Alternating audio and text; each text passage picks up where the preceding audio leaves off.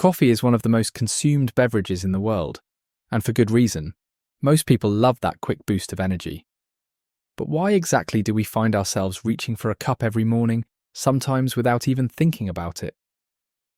The answer lies in one powerful ingredient: caffeine. Caffeine is a natural stimulant that primarily affects your brain. It works by blocking a neurotransmitter called adenosine.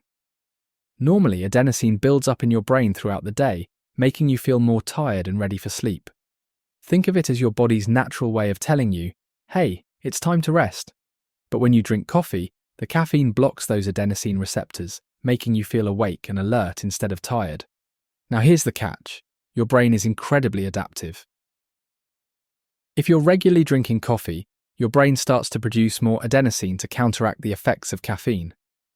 This is why, after a while, that first cup of coffee in the morning might not give you the same energy kick it used to. You start needing more caffeine to feel the same effect, which leads to a cycle of increased tolerance. When your brain gets used to functioning with caffeine, stopping suddenly can lead to withdrawal symptoms. Ever notice how cranky or tired you feel when you skip your morning coffee? That's withdrawal.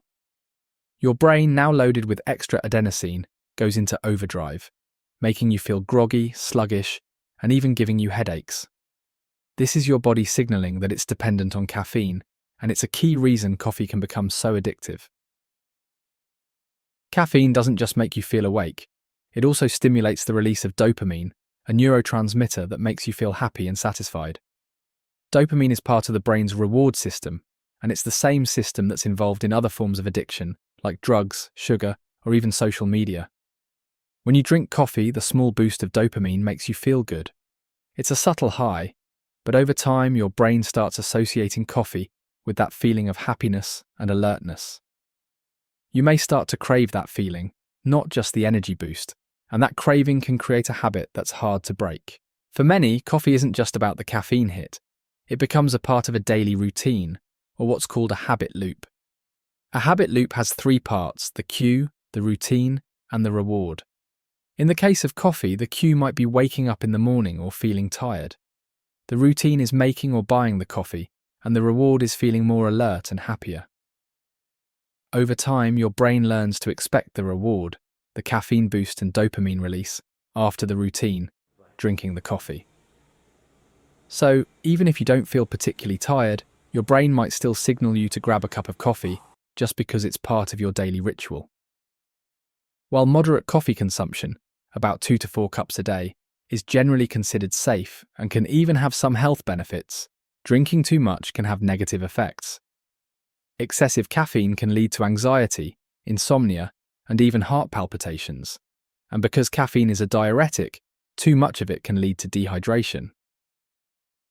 But here's the tricky part: because your body builds up a tolerance, you might find yourself drinking more and more coffee without even realizing it. What started as a single morning cup could turn into multiple cups throughout the day just to feel normal. The good news is, while coffee can be addictive, it's not impossible to cut back or quit.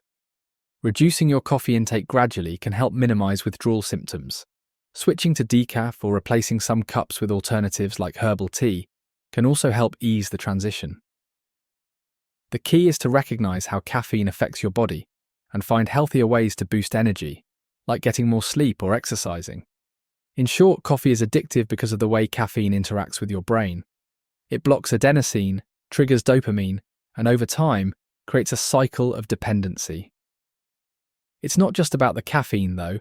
It's also about the habit and the good feelings that come with that first cup of coffee. If you're aware of this, you can manage your coffee intake and enjoy the benefits without falling into the addiction trap. And that wraps up today's video.